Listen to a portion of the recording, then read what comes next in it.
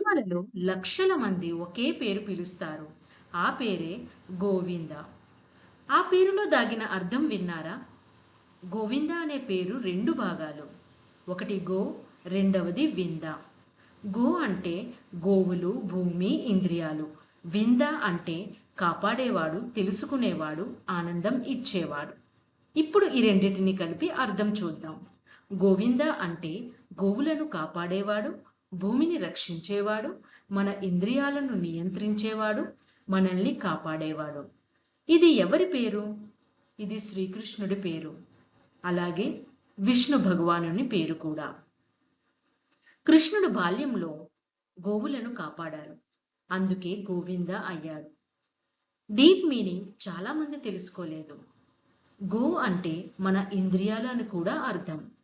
మన కళ్ళు చెడు చూస్తాయి, మన చెవులు చెడు వింటాయి, మన మనసు కన్ఫ్యూజ్ అవుతుంది.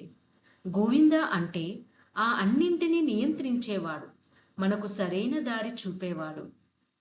తిరుమలలో అందరూ ఎందుకంటారంటే గోవింద అని పిలిస్తే భక్తి పెరుగుతుంది, మనసులో భయం పోతుంది, దేవుడు దగ్గర ఉన్నారు అనే ఫీలింగ్ వస్తుంది.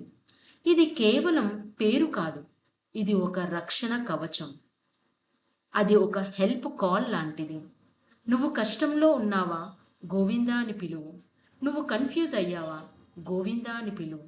నువ్వు భయపడుతున్నావా? గోవిందా అని పిలువు. కృష్ణుడు గోవులను వదలలేదు, అలాగే నిన్ను కూడా వదలడు.